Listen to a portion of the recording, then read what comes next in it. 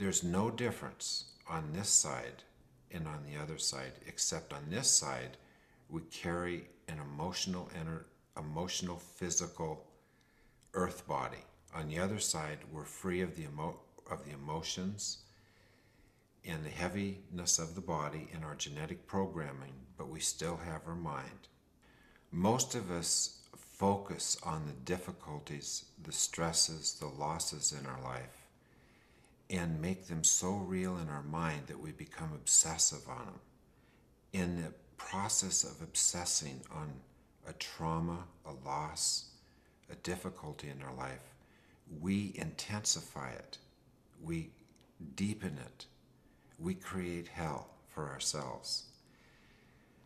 The moment I judge myself is the moment I create hell in my life, because the energy behind my thoughts is so powerful that it creates realities.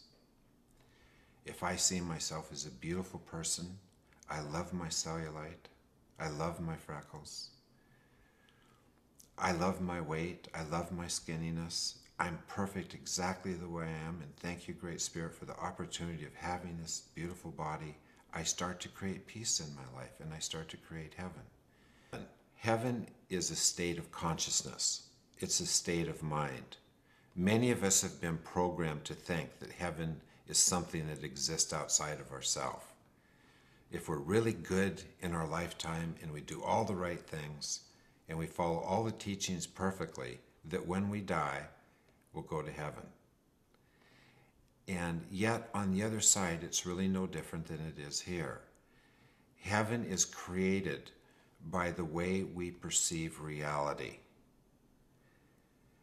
If I perceive reality as a mean place, a violent place, a fearful place, a judgmental place, and I feel those feelings in my life, or I act out of those feelings, what I create inside of myself is not heaven, but it's hell. And many of us live in hell on this planet. Hell's not something that exists outside of ourselves.